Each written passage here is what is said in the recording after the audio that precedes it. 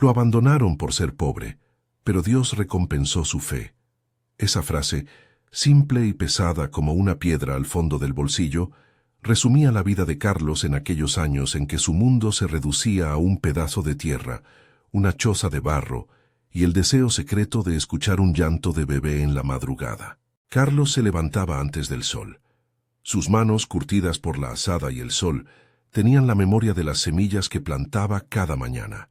Sabían dónde hundirse, cuánto empujar, cuándo aflojar. Caminaba entre surcos que olían a tierra mojada y a sudor antiguo. No había prisa en su trabajo, sino una paciencia dura como la piedra.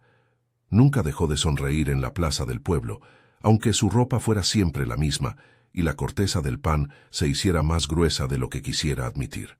La casa era pequeña, una habitación con techo de guadua, una lumbre donde calentar la olla y una hamaca donde él reposaba cuando la jornada terminaba.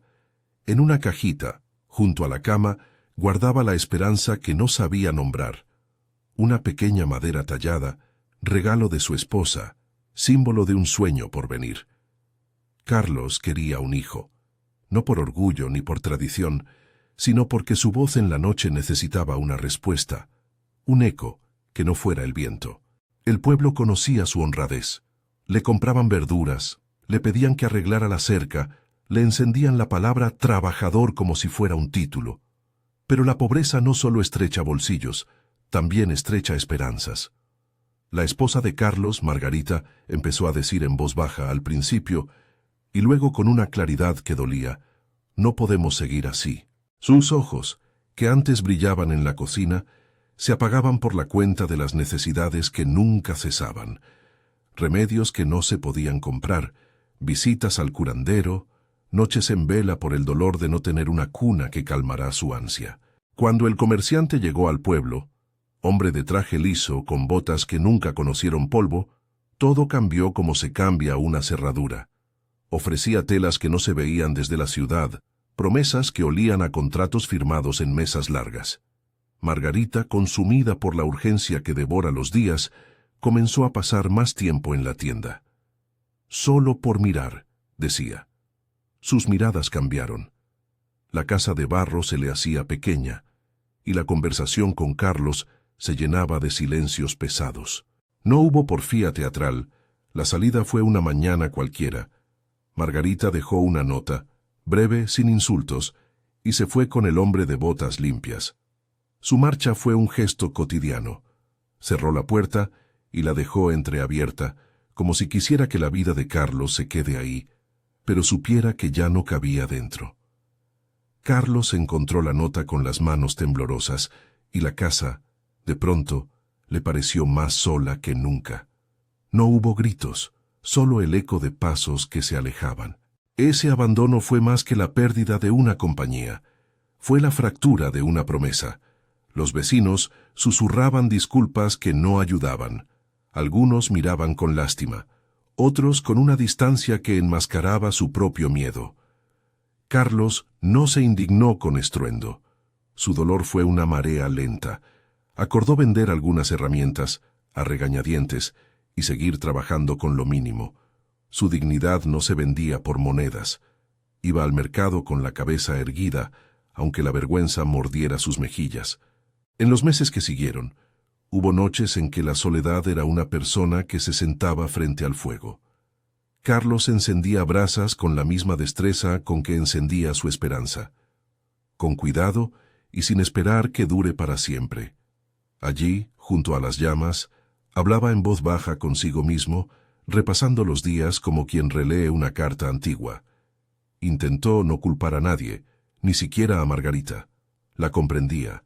La pobreza exige sacrificios que a veces se pagan con distancia. Buscó soluciones donde supo que no debía buscar. Curanderos que prometían remedios caros para tener un hijo, fórmulas que se tragaban con sorbos de desesperación. Gastó lo poco que tenía en consultas y brebajes que no cumplieron su promesa. Cada fracaso era una losa nueva que pesaba en el pecho. Llegó a pensar que quizá su destino era seguir siendo invisible en las mesas de la abundancia. Una noche, después de un día largo de trabajo en el campo, el aire se hizo más frío. Carlos se sentó junto a la lumbre y dejó que el silencio llenara la casa. Se permitió sentir el cansancio sin disimularlo. Fue entonces cuando, con las manos entrelazadas y la mirada puesta en las brasas que danzaban, pronunció una oración que no pidió riquezas ni venganza. Fue una súplica pequeña y verdadera, más un clamo de paz que una demanda al destino. Señor, dame paz en esta noche, dame fuerza para no perder la esperanza. No esperó una respuesta sonora. El fuego siguió consumiendo la leña como siempre. Nadie acudió con trompetas, pero decir aquellas palabras lo dejó un poco más ligero, como si al nombrar su quebranto ya no tuviera que cargarlo en secreto. Durmió con la ropa puesta, con la hamaca balanceándose en un silencio que olía a humo y a recuerdos. A la mañana siguiente, cuando el sol apenas besaba la arena y el viento traía olor a distante humedad, apareció el perro. Era un animal flaco, con costillas que se marcaban como notas de un pentagrama triste. Sus ojos eran dos luceros gastados, pero había en ellos algo más que hambre, una insistencia paciente, como de quien ha conocido demasiadas puertas cerradas y aún así insiste en tocar. Encontró a Carlos junto al sendero, olfateó la mano extendida y dio un pequeño ladrido exigente que parecía más una pregunta. Carlos lo miró largo rato. Tenía un trozo de pan en la bolsa, duro y seco, su último recurso para no pasar hambre en el día. Sin pensarlo, partió el pan y ofreció la mitad al perro. El animal mordió agradecido con la rapidez de quien nunca sabe de mañana. Al hacerlo, Carlos sintió una ternura que le dolió en el pecho. No había nadie con quien compartir aquel pan, salvo aquel ser viviente que no pedía nada que no fuera alimento. El perro, tras comer, se quedó a una distancia pequeña y volvió la cabeza como invitando. Miró a Carlos con los ojos como quien dijera, «Ven». No fue una cadena mística, fue un gesto natural de un animal acostumbrado a sobrevivir siguiendo instintos. Carlos, que no había tenido otra guía en la noche que aquella oración, decidió seguirlo.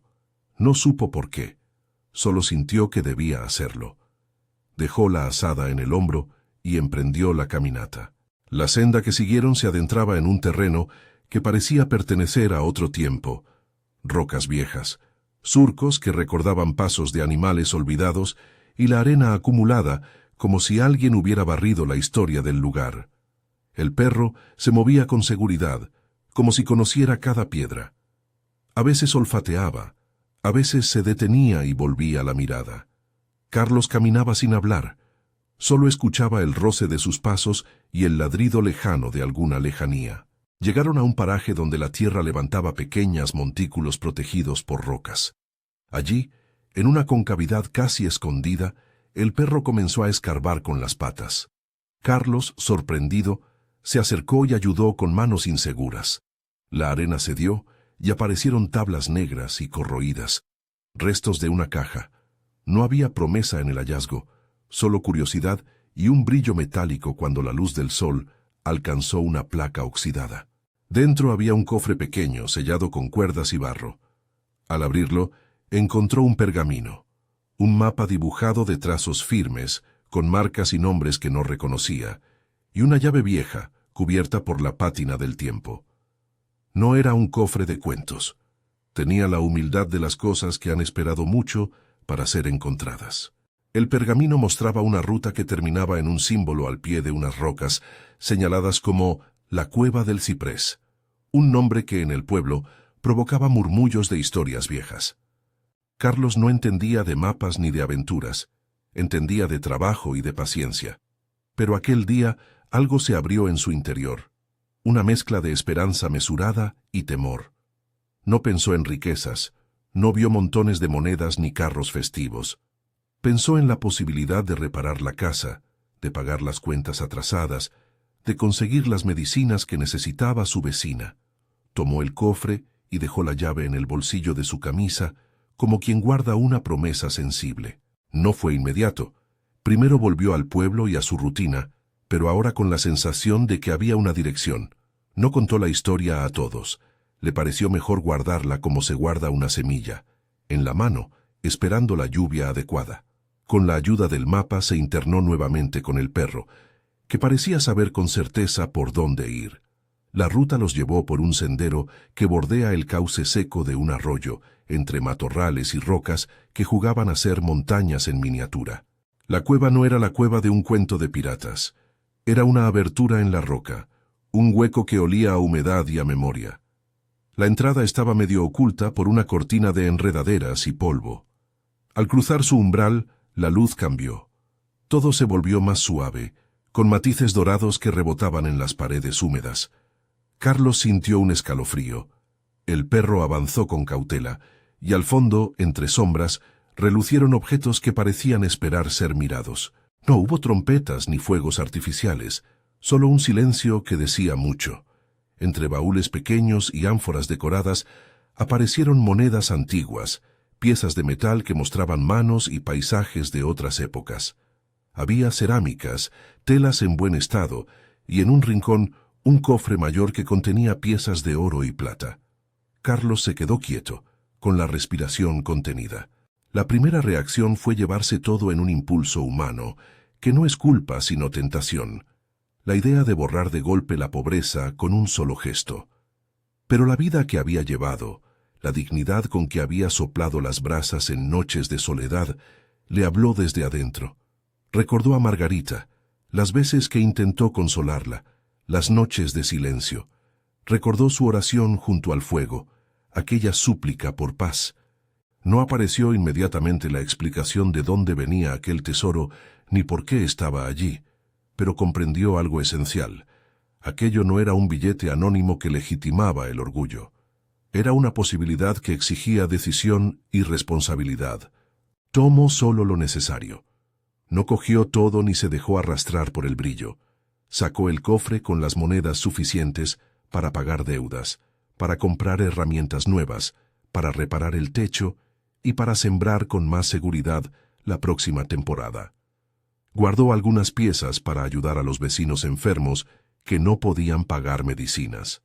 Dejó lo demás donde estaba, cubriéndolo de nuevo con cuidado, como quien respeta el sueño de la tierra. Esa decisión no fue heroica ni solemne. Fue una respuesta práctica y humilde, acorde con el hombre que había sido. Cuando salió de la cueva, la luz se le antojó más clara. No se celebró ni se mostró. Su gratitud fue silenciosa, un nudo cálido en la garganta que no necesitaba palabras. Agradeció con el corazón, no con exhibición. El perro lo miró y meneó la cola con una satisfacción animal, como si supiera que su misión estaba cumplida. Carlos no atribuyó la guía del animal a un milagro místico, sino a la providencia sutil, que a veces obra por caminos simples. La compasión que ofrecimos al necesitado puede abrir puertas que desconocíamos. De regreso al pueblo, hizo lo que muchos hubieran soñado. Reparó el techo, compró harina para el almacén y atendió las deudas que lo asfixiaban. No levantó murallas de riqueza. Prefirió sembrar confianza donde antes había incertidumbre. Abrió un pequeño lugar donde la gente podía dejar encargos y, a cambio, él y otros trabajadores recibirían un salario justo. Adoptó una política sencilla: ayudar primero a quienes habían estado con él en la sequía. Así devolvía una lealtad que no se paga con dinero, sino con justicia. La generosidad de Carlos no fue escenográfica. Compró medicinas para la anciana que vivía sola en la loma, pagó la escuela de los hijos del zapatero y ofreció trabajo a quienes habían perdido su jornal. Sus manos que antes araban la tierra ahora guiaban, enseñaban y reparaban. El pueblo lo miraba con asombro no por el brillo de las monedas, sino por la constancia de su mirada y la calma en su hablar. A su manera, se convirtió en un punto de referencia silenciosa. Quien había sufrido, ahora compartía sin alardes. Con el tiempo, conoció a Elena. No fue un flechazo ni un romance de novela, fue una relación que creció desde el respeto y la afinidad. Elena había visto su constancia desde el principio. Admiraba su manera de distribuir lo mucho o lo poco con equidad. No le interesó el brillo de las monedas. Le interesó la manera en que Carlos escuchaba a la gente, en cómo aún guardaba humildad en sus gestos. Se casaron en una ceremonia sencilla, con amigos que habían vuelto gracias a las nuevas oportunidades que el pueblo ofrecía. El nacimiento de su hija Sara fue la respuesta más dulce a su espera. La primera vez que la sostuvo, El silencio se llenó de un llanto cálido, que devolvió a Carlos la palabra que tanto había añorado. Papá. No hubo abundancia ostentosa, hubo pañales lavados con manos cansadas y canciones susurradas junto a la cuna. Sara creció en una casa donde la mesa no siempre estaba repleta, pero donde siempre había un lugar para quien llegara hambriento. Aprendió que la generosidad no es una moneda que se tira al viento, sino un modo de mirar al otro. Un día, muchos años después de aquella nota que dejó la puerta entreabierta, Margarita regresó. Su espalda ya no era la de la mujer que había partido. Llevaba en la voz el arrepentimiento y en los ojos la huella de decisiones que no habían sido las mejores. Venía con palabras que buscaban explicaciones y quizás un perdón que ella no se atrevía a pedir. Carlos la recibió sin espectáculo ni humillación. La conversación fue breve, sincera y sin reproches que humillaran. Ella le contó de la vida al lado del comerciante, de la comodidad que al principio parecía un alivio y de la soledad que había venido después. No pidió recuperar lo que había perdido. Pidió perdón por la herida que dejó. Carlos escuchó con la misma calma que había aprendido en los días de soledad. Le dijo con claridad y ternura que la perdonaba. No hubo promesas de regreso ni consignas de olvido. Hubo la libertad de un corazón que no quería cargar rencores. Su perdón no fue un favor para inflamar orgullo, sino un acto de liberación para ambos. Margarita se retiró con la dignidad de quien reconoce un error. Carlos no la reprendió ni la humilló. Sabía que la vida de cada quien es una trama compleja. Su gesto fue una confirmación de que la misericordia sana más que la venganza. No hubo reconciliación sentimental, hubo una paz que cerró una etapa y permitió que los dos caminaran sin la carga del reproche. Esa escena enseñó al pueblo que el perdón no siempre devuelve lo que se perdió, pero devuelve la paz que el odio roba. La vida continuó con su ritmo natural. Carlos siguió yendo al campo, pero ahora con mejores herramientas y hombres a quienes enseñar. Elena y Sara formaron la alegría cotidiana del hogar. En las tardes, cuando la luz caía dorada sobre los sembrados, Carlos enseñaba a su hija a plantar, a regar y a cuidar la tierra. Le hablaba de la importancia de compartir el pan y de no cerrar la mano cuando alguien necesita. Sara creció con la idea de que la fe no es una garantía de riqueza, sino una forma de vida que exige coraje, trabajo y corazón abierto. Hubo, claro, responsabilidades y decisiones difíciles. Mantener los proyectos comunitarios implicó sacrificios y discusiones. Carlos era prudente. No permitió que la ayuda se volviera dependencia.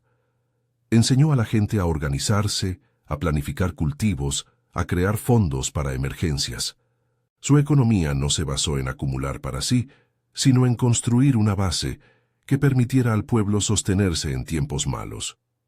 Aquella prudencia fue la forma práctica en que convirtió la recompensa en una semilla que siguió dando fruto. La historia de Carlos no terminó en una casa dorada, ni en una vida sin problemas.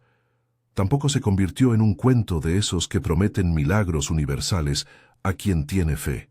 Fue, en cambio, la crónica de un hombre que sostuvo la dignidad en la pobreza, que respondió a la compasión con prudencia, y que permitió que la providencia actuara sin manipularla en una fórmula. Su recompensa fue una mezcla de ayuda inesperada y sabias decisiones humanas, un ejemplo de cómo la generosidad puede transformar una comunidad. En las noches, cuando la familia se reunía en torno al fuego, a veces alguien preguntaba por el perro que un día lo guió. Nadie lo convirtió en mito. Algunos decían que apareció como aparecían las cosas, por azar y necesidad, otros que quizá había sido un instrumento de algo más grande, una puerta que se abrió porque alguien la tocó con misericordia. Carlos sonreía y decía que no todo tiene que ser explicado para ser agradecido. Enseñó a su hija que la importancia no está en saber el origen exacto de la ayuda, sino en responder con sabiduría y generosidad. La recompensa de su fe no fue una varita mágica, ni una promesa para todos. Fue un acontecimiento personal, tejido por su constancia, la compasión que ofreció sin esperar retorno, y la forma en que usó lo recibido para restaurar no solo su casa, sino las relaciones y la dignidad de quienes lo rodeaban. La comunidad aprendió que la riqueza puede ser una herramienta para sanar, siempre que venga acompañada de humildad. Con los años, Sara creció y se convirtió en una joven que apreciaba la historia de su padre no como un cuento heroico, sino como una lección de vida, la fe acompañada de trabajo y la generosidad hecha práctica. Elena y Carlos construyeron un hogar donde la gratitud era un gesto diario, no una frase para decir en domingos.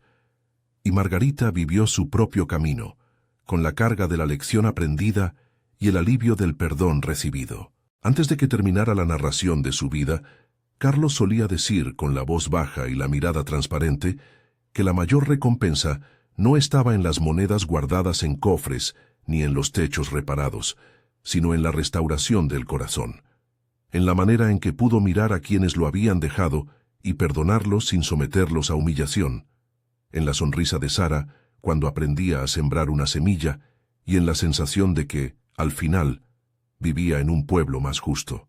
Las cosas que sucedieron no deben leerse como una fórmula. Si eres pobre y compartes, serás recompensado con tesoros. Esa lectura desdibuja la dignidad y la singularidad de la historia. Lo que pasó con Carlos habla más de la forma en que actuó la bondad humana y la providencia en un caso concreto, y de cómo él respondió con humildad y sentido común.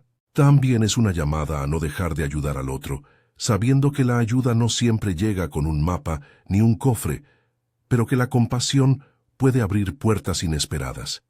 Si esta historia te toca, quédate con ella un momento y compártela con alguien que necesite recordar que el perdón y la generosidad pueden transformar heridas en esperanza.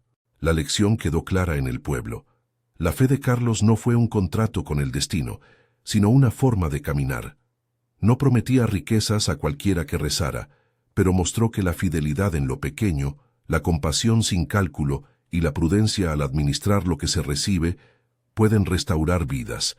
Su vida reconstruida no fue un ostentoso escaparate, fue un hogar en el que la fe se manifestaba en panes compartidos y techos reparados. Al final, la historia se cierra con una imagen que resume el camino. Carlos en el umbral de su casa, con las manos marcadas por el trabajo, sosteniendo a Sara en brazos, mientras Elena le acomoda un pañuelo en la frente.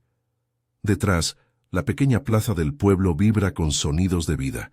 Niños jugando, mujeres conversando, hombres volviendo cansados pero seguros. El perro, viejo y con el pelaje más suave, duerme a los pies de la puerta. La escena no es una promesa de riqueza eterna, es la fotografía de una comunidad restaurada. Queda en el remanente de la historia una invitación a creer en la dignidad humana, a ofrecer lo que se tenga sin cálculo y a confiar en que la providencia a veces se abre paso por caminos humildes. Carlos fue abandonado por ser pobre. Su recompensa no fue un billete que justificara su fe, sino la confirmación de que la fidelidad mantiene su valor y que la misericordia, cuando se recibe y se devuelve, reconstituye lo roto. Si hoy sientes que la vida te ha dejado con las manos vacías, recuerda que la semilla más pequeña puede germinar cuando la riegas con generosidad y esperanza. Si esta historia te habló al corazón, compártela con alguien que necesite verla. Que la esperanza encuentre más manos dispuestas a cuidar, perdonar y dar.